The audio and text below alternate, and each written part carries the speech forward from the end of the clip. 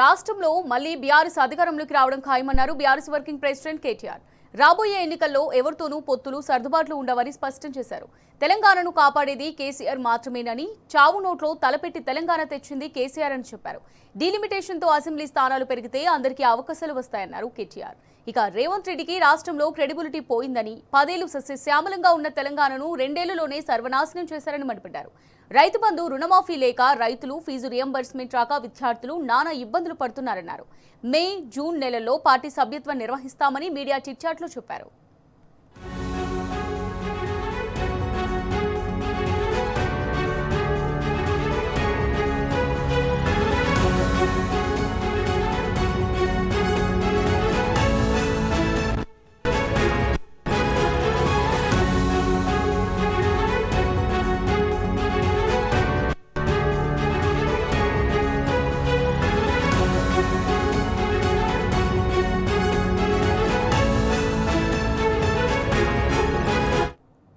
Right గా దీనికి సంబంధించి మరిన్ని డీటెయిల్స్ మా రిపోర్టర్ ఉమేష్ అందిస్తారు. ఉమేష్,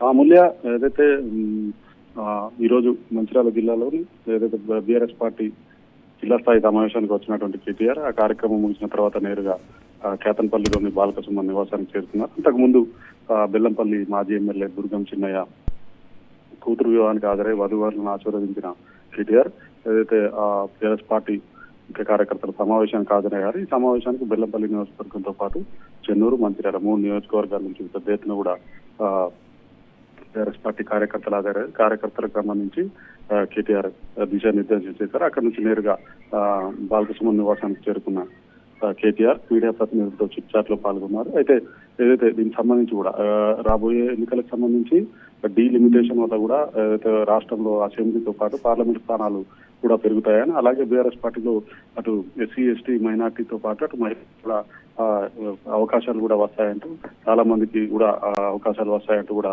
చెప్పడం జరిగింది. అలాగే ఏదైతే ప్రాణహితపై కూడా అటు ప్రాణహిత నదిపై తుమ్మిరేటి వద్ద గతంలో మహారాష్ట్ర ప్రభుత్వం 152 మీటర్ల ఎత్తు వరకు కూడా అభ్యంతరాలు చెప్పిందని, కాంగ్రెస్ ప్రభుత్వం బడ్జెట్ లో నిధులు కేటాయించడం పట్ల కూడా ఆగ్రహం వ్యక్తం చేశారు. మరోవైపు చెన్నూరు ఎత్తిపోతల పథకానికి సంబంధించి గత బీఆర్ఎస్ హయాంలో నాటి ముఖ్యమంత్రిగా హోదాలో ఉన్నటువంటి కేసీఆర్ శంకుస్థాపన చేసినటువంటి చెన్నూరు ఎత్తిపోతల పథకాన్ని వెంటనే కాంగ్రెస్ ప్రభుత్వము నిధులు కేటాయించాలని మంత్రి వివేక్ కూడా అటు గోదావరితో పాటు ప్రాణహితపై కూడా ఎత్తిపోతల పథకాలను నిర్మించి అటు చెన్నూరు నియోజకవర్గంతో పాటు మంచిర్యాల జిల్లాలో కూడా సాగునీటికి, తాగునీటికి ఏదైతే రైతాంగానికి కూడా సాగునీరు ఇవ్వాలంటూ కూడా డిమాండ్ చేశారు. ఓవైపు 2 నదులు కూడా ప్రవహిస్తున్నప్పటికీ కూడా కాంగ్రెస్ ప్రభుత్వం కానీ అటు మంత్రి కానీ ఏదైతే ప్రాజెక్టుల మీద యావలేదంటూ కూడా ఆగ్రహం వ్యక్తం చేశారు. మరోవైపు బీఆర్ఎస్ పార్టీకి సంబంధించి అటు బీఆర్ఎస్ పార్టీ క్షేత్రస్థాయిలో కూడా కార్యకర్తలు, అలాగే సర్పంచులు, ఎంపీటీసీలు, మండల అధ్యక్షులు కలుపుకోపోవడంలో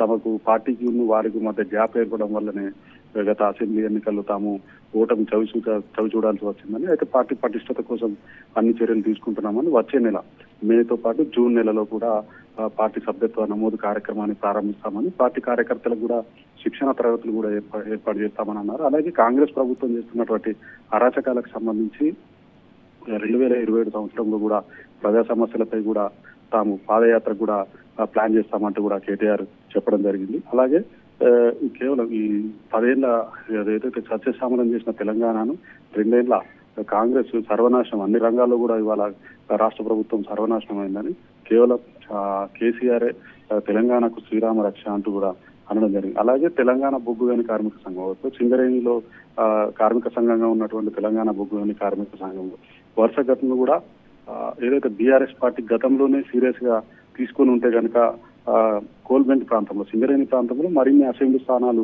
తాము గెలిచే వాళ్ళమని కూడా కేటీఆర్ అని జరిగింది. మరోవైపు రైతులు అటు రైతు బంధు రాక, రైతు రుణమాఫీ లేక, ఫీజు రియంబర్స్మెంట్ లేక విద్యార్థులు, రైతులు తీవ్రంగా ఇబ్బందులు పడుతున్నామని అన్నారు. అలాగే సింగరేణి కూడా 10 ఏళ్లలో సింగరేణి కార్మికులకు అనేక హక్కులు బీఆర్ఎస్ పార్టీ కేసీఆర్ గారు అనేక హక్కులు సాధించి పెట్టారని, 2 సంవత్సరాల కాలంలోనే సింగరేణిని కాంగ్రెస్ ప్రభుత్వం నిర్వీర్యం చేసిందని, సింగరేణి సమస్యలపై కూడా గుర్తింపు సంఘంగా ఉన్నటువంటి ఏఐటీసీ నాయకులు కొద్దిసేపటి క్రితమే తనను కలిశారని, అయితే హైదరాబాద్ లో వారిని అందరినీ కూడా హైదరాబాద్ కు రమ్మని తాను ఆహ్వానించానని, త్వరలోనే సింగరేణికి సంబంధించి అటు టీబీజీ కేసు నాయకులతో పాటు ఏఐటీసీ నాయకులతో కూడా తాను హైదరాబాద్ లో అక్కడికి ఆహ్వానించానా, అక్కడ మాట్లాడతానంటూ కూడా చెప్పడం జరిగింది. అలాగే ఓవైపు సీఎం రేవంత్ రెడ్డిని తిట్టుకుంటూనే డబ్బులు ఎవరికైతే ఎక్కువ ఇవ్వగానే కాంగ్రెస్ కు ప్రజలు ఓటు వేస్తున్నారని, ఇది ఏదైతే ప్రజల ఆలోచన విధానం కూడా మారాల్సిన అవసరం ఉందంటూ కూడా చెప్పడం జరిగింది. మరోవైపు సింగరేణిలో కూడా దాదాపు 1,25,000 ఉన్న సింగరేణి కార్మికులు యాంత్రీకరణ వల్ల ఓవైపు కాస్ట్లు, మరోవైపు యాంత్రీకరణ వల్ల కూడా కార్మికుల సంఖ్య తగ్గిందంటూ కూడా చెప్పడం జరిగింది. మరోవైపు అటు కరీంనగర్, నిజామాబాద్, ఆదిలాబాద్ జిల్లాలో లక్షలాది మంది గల్ఫ్ కార్మికులు ఉంటున్నప్పటికీ కూడా బీఆర్ఎస్ ఏదైతే ప్రభుత్వం ఉన్నప్పుడు గల్ఫ్ పాలసీని తీసుకొచ్చామన్న ఆలోచన చేశామని, కానీ క్షేత్రస్థాయిలో తీసుకురావడంలో కూడా తాము ఎన్నికలకు అదే సమయంలో ఎన్నికలు రావడంతో అది ఏదైతే పెండింగ్ పడిందంటూ కూడా చెప్పడం జరిగింది. మరోవైపు కాంగ్రెస్ పార్టీ సీనియర్ నాయకుడు జీవన్ రెడ్డి రాకతోటి కూడా ఉమ్మడి కరీంనగర్ జిల్లాలో పార్టీ బలోపేతం అవుతుందంటూ కూడా చెప్పడం జరిగింది. మరోవైపు కరీంనగర్ కార్పొరేషన్ కి సంబంధించి అక్కడ మున్సిపల్ కార్పొరేషన్ గెలుచుకున్నటువంటి బీజేపీ కేంద్ర మంత్రిగా ఉన్నటువంటి బండి సంజయ్ నెల రోజుల్లోగా 500 కోట్లు తీసుకొచ్చి కరీంనగర్ కార్పొరేషన్ అభివృద్ధి చేస్తానని చెప్పి ఇంతవరకు కూడా జాడ లేకుండా వెళ్ళాడంటూ కూడా ఆగ్రహం వ్యక్తం చేస్తారు. మరోవైపు వచ్చే ఎన్నికల్లో బీఆర్ఎస్ పార్టీ ఏ పార్టీతోటి పొత్తు పెట్టుకోదని, తాము ముందు నుంచి కూడా ఎన్నికల్లో ఒంటరిగానే పోటీ చేసి విజయాలు సాధించామని, ఈసారి కూడా ఒంటరిగానే పోటీ చేస్తామని, అది ఏ ఎన్నికలైనా కూడా తాము ఒంటరిగానే పోటీ చేసి గెలుస్తామంటూ కూడా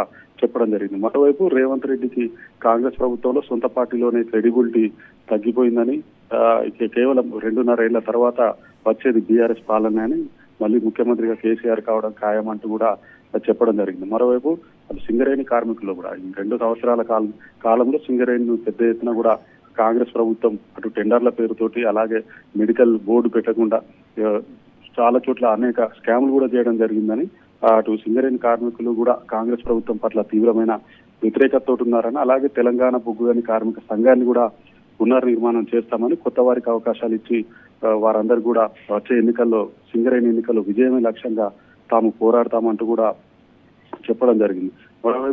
ఓవైపు అటు బీజేపీతో పాటు కాంగ్రెస్ ప్రభుత్వం కూడా, అటు బీజేపీ కాంగ్రెస్ ప్రభుత్వం మున్సిపల్ ఎన్నికల్లో అనైతిక పొత్తులకు అనేక చోట్ల పాల్పడ్డారని అంటూ కూడా ఆ పార్టీలపై కూడా ఆగ్రహం వ్యక్తం చేశారు. మరోవైపు మోడీ లేకుండా దేశమే లేదన్నట్టుగా బీజేపీ నాయకులు అబద్ధాలు ప్రజల్లో ప్రచారం చేస్తున్నారంటూ ఆగ్రహం వ్యక్తం చేస్తారు. మొత్తంగా ఏదైతే ఈ గట్టు సంబంధించి కూడా మొత్తంగా ఉమ్మడి ఆదిలాబాద్ జిల్లాకు సంబంధించి పెండింగ్ ఉన్నటువంటి ప్రాజెక్టులన్నిటి కూడా వాళ్ళ కాంగ్రెస్ ప్రభుత్వం పూర్తి చేయాలంటూ కూడా డిమాండ్ చేశారు. మీడియా ప్రతినిధులతోటి వచ్చే ఎన్నికల్లో కూడా ఏ ఎన్నికలైనా కూడా తాము ఒంటరిగానే పోటీ చేస్తామని, ప్రజా సమస్యలపై కూడా ఏదైతే పార్టీ పటిష్టత కోసం కూడా వచ్చే ఎన్నికల్లో పార్టీ పటిష్టత కోసం కూడా తాము కృషి చేస్తామని, అలాగే కార్యకర్తలతో పాటు ముఖ్య నాయకులు బీఆర్ఎస్ పార్టీకి సంబంధించి క్షేత్రస్థాయిలో మేతో పాటు అలాగే జూన్ నెలలో కూడా పార్టీ సభ్యత్వ నమోదు కార్యక్రమాన్ని ప్రారంభించి వారందరికీ కూడా శిక్షణ తరగతులు ఏర్పాటు చేసి పార్టీ పటిష్టత కోసం కృషి చేస్తామన్నట్టు కూడా చెప్పడం జరిగింది. మొత్తంగా తామంతా కూడా బీఆర్ఎస్ పార్టీకి సంబంధించి వచ్చే ఏ ఎన్నికలైనట్టు అటు స్థానిక సంస్థలతో పాటు సహకార ఎన్నికలు కానివ్వండి, ఏ ఎన్నికలు కూడా వచ్చినప్పటికీ కూడా తాము ఒంటరిగానే పోటీ చేసి గెలిపే లక్ష్యంగా కూడా తాము ఏదైతే పార్టీ పటిష్టత కోసం గెలిపే లక్ష్యంగా పనిచేస్తామంటూ కూడా మీడియా ప్రతినిధులతో మాట్లాడడం జరిగింది. Right, thank you Umesh.